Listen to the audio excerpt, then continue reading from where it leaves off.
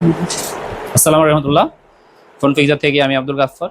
তো অগাস্টের ব্যাচ আমাদের শুরু হয়ে গেছে আলহামদুলিল্লাহ। একটা শিখলাম, আরেকটা হচ্ছে মাল্টিমিটারের মধ্যে, সেটা হচ্ছে আমাদের টেম্পারেচার। কি আছে? টেম্পারেচার মেজারমেন্ট করতে পারবেন। টেম্পারেচার মেজারমেন্ট কি? টেম্পারেচার মেজারমেন্ট হচ্ছে আমাদের মেজারমেন্ট হচ্ছে যে টেম্পারেচার কত আছে। হ্যাঁ, তো আপনার এটা দিয়ে আমরা কি করতে পারি? এটা দিয়ে তো এখন আসতেছে কি টেম্পারেচার আমরা দিছি 29। আমাদের এই রুমের টেম্পারেচার দেখাচ্ছে, এখন দেখাচ্ছে কি রুমের টেম্পারেচার। আমাদের এসিতে দেওয়া 25, কিন্তু রুমে কত হচ্ছে 29, কারণ আমাদের এইখানে রুমের হটগান চলার কারণে রুমের টেম্পারেচার 25 বানাতে পারে নাই। ওকে, যার কারণে রুমের টেম্পারেচার দেখাচ্ছে কি 29।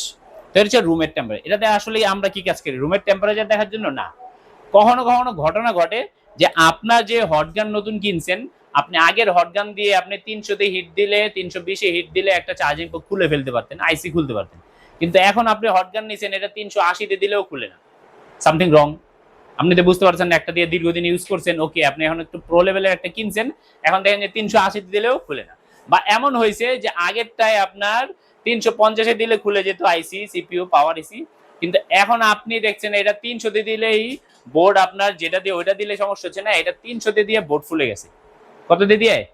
এবার আপনার ক্যালিব্রেশন করতে হবে, আপনার জানতে হবে যে আসলে আপনার এটা 300 কি 400 চলে যাচ্ছে কিনা। এটা বোঝার উপায় কি? এটা বোঝার উপায় হচ্ছে আপনার এই টেম্পারেচারে যেতে হবে। এবার টেম্পারেচারে গিয়ে এই প্রব দিয়ে কাজ হবে না, এটার জন্য একটা স্পেশাল প্রব আসে। ওকে, এটার জন্য একটা স্পেশাল প্রব আসে, এটা দিয়ে আমরা জাস্ট টেম্পারেচার মেজারমেন্ট করতে পারবো।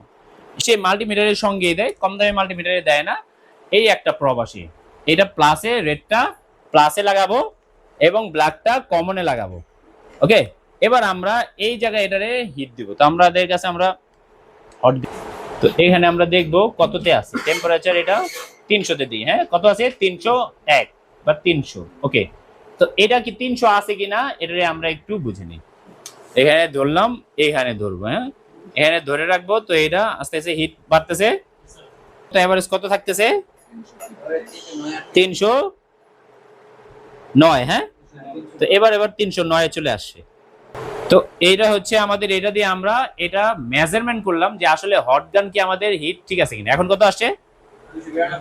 292, মানে 300 310 এর আশেপাশে থাকতেছে। আমাদের মেজারমেন্ট নিতে, যদি সবসময় দেখতাম যে 350 সাইডে আছে, তার মানে ওর মধ্যে কি ঝামেলা আছে। তখন আপনারা এই মেজারমেন্ট দিয়ে কাজ করতে হবে বা ক্যালিব্রেশন করতে হবে। ক্যালিব্রেশন করেন বা আপনি এই মেজারমেন্ট দিয়ে কাজ করেন যে আপনার এটা 300 মানে 350। বুঝতে পারছেন? যদি আপনি এইটা না কখনো জাজ করেন যে আসলে এইটার কেন আমার বোর্ড ফুলে যাচ্ছে, তাহলে আসলে হটগানের তেমন সমস্যা না। হটগান একটু হিট বেশি দিচ্ছে, ঠিক আছে, এখানে কাউন্টিং কম দেখাচ্ছে, হিট বেশি দিচ্ছে। কিন্তু আপনি যদি জানতে পারেন যে হিট বেশি যে হচ্ছে আসলে আমার হটগান সমস্যা না, কিন্তু হটগানে 300 350 হিট হয়, তাহলে আপনি কমায় দেন। আপনি যেখানে আপনি 300 দিতেন আগে খুলে যেত, এখন তো 300 350 হয়ে গেছে, তা আপনি 260 দেন। বুঝে গেছে?